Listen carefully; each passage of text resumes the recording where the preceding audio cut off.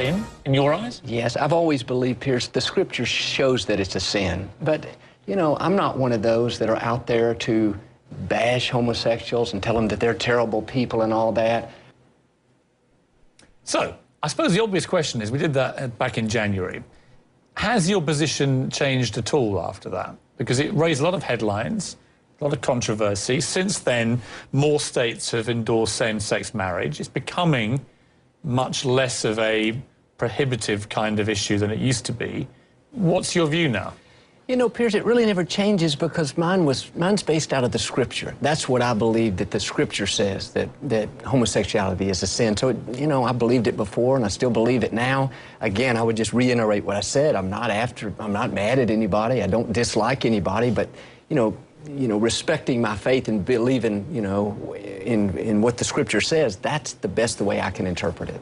But, I mean, shouldn't the Scripture be dragged kicking and screaming into the modern age? I mean, we were talking before the break about the issue about eye for an eye, tooth for a tooth. Not everything in the Scriptures really is, in my view, conducive to modern life. I mean, like everything else, doesn't it have to move with the times? And isn't it down again to people like you to interpret it in a way that evolves? I mean, you're known as a very progressive preacher. Sure. Well, we want to be progressive, but sometimes when I read it, I can't see how you would change that, just like you wouldn't, you know, change some other main things, you know, in the Scripture. I don't see how that, you know, if you don't have a basis of truth, and that's what I base mine off of, the Scripture. Everybody else doesn't, and I don't fault them if they don't. But this is just the way I choose to live my life and what I teach based out of the Scripture. So I don't think, you know, I think, you know, personally, 200 years from now, the Scripture... The law of the land may not, and it may not in your state. I mean, the law of the land is changing fast.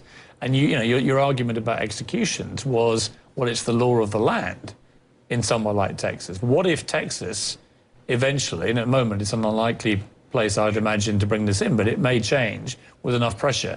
Texas brings in a law that same-sex marriage is permissible. How would you feel then if it's the law of the land? Well, you know what? I'm going to respect the law, and I'm going to respect gay people like I do now. You know, have plenty of people that come to our church and friends, I would call, that are gay, so I'm going to respect that. I think where it puts a difficult situation is me being a Christian pastor, believing the Scripture. You know, it'd be against my faith to marry two gay people. You could never do that. No, it would be against what I believe the Scripture teaches. And so that's where I think the rub comes in of people like myself. It's not that I'm against anybody, or, you know, if people want to live together, that's up to them. But my faith, when we say marriage, I mean, I think about, Pierce, all through the Bible, there's, you know, hundreds of marriages, but none of them are shown as between, you know, the same sex. And again, I'm not against anything, but I just believe that's what the Bible teaches, and that's how we've chosen to live. Don't you feel a bit uneasy that there's sort of the last person I heard speaking like this was Mahmoud Ahmadinejad? He says there are no gay people in Iran, and it's a terrible sin and curse. I mean, Victoria, what do you think of all this, the gay marriage debate? I mean, could you ever imagine attending a gay marriage between two people who come to your church, for example, if they invited you?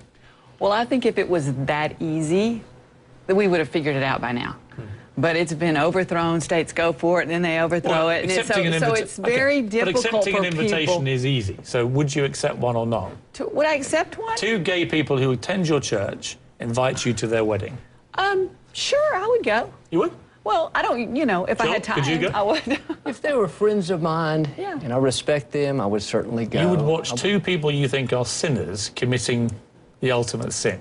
Well, I'm looking at it, well, I don't think it's the ultimate sin, but I'm looking at it from another point of view of respect to that person. And, you know, it gets convoluted, but I'm looking at it as respect to that person.